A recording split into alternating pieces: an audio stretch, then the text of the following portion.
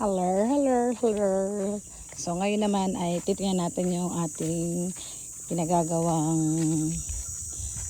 free range para sa mga free range nating manok na mga Rhode Island. Dito natin ilalagay. Yung mga kulay brown ang manok, ang itlog. Ayan, so dito.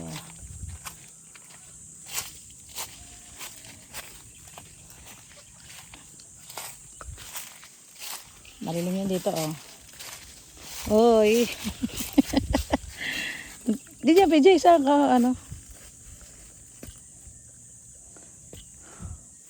Malilim naman dito ang manok. O, pag nabakura na.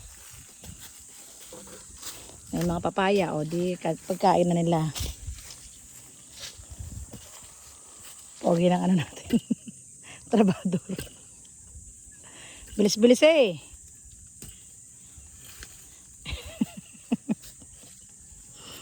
Kailangan si mami mag-picture.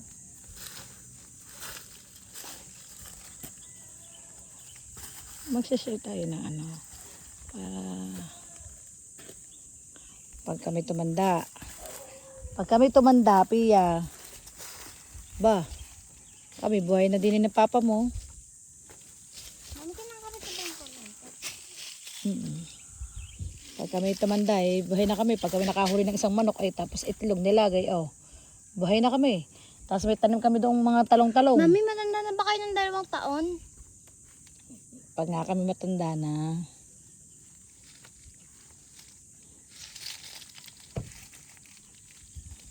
Diyan dadapo ang mga manok sa rambutan. Okay. Hindi na ng tubig. Ay, Pia, kuha ng tubig. Naigib nga si Paulo, wala pang tubig. Sige mo yung kapatid mo isa. Nabili pa. Tatay. Saan nag-araro si Lolo mo? Ayan dito, pili sa gitna. Kapantay Doon sa nitong baby ano. Halos kapantay na rambutan. Dito. Dito. Dito pala dito. Dito. Baka daw masira mo.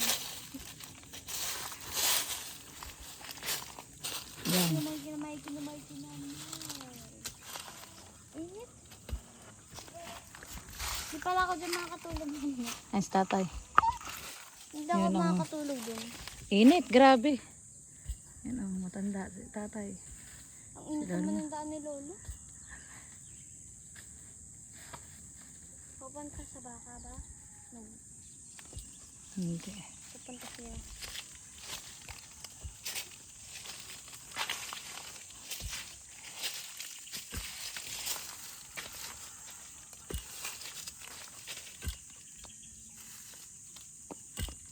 Yeah.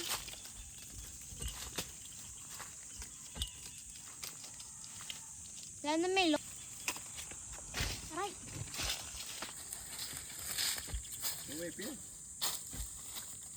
Wala pa kang tubig. Nabili pa.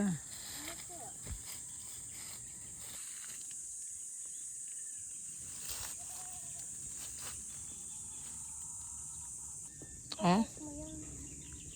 Aarte mo naman eh.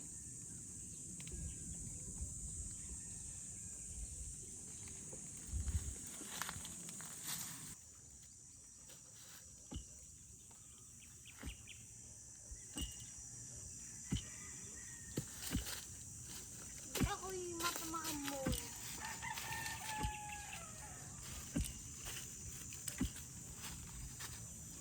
Yung dalawang rambutan na yan, ikailang pugaran. Malagyan ng dalawang mga basket, mga ano, timba. O, lagay ng ano.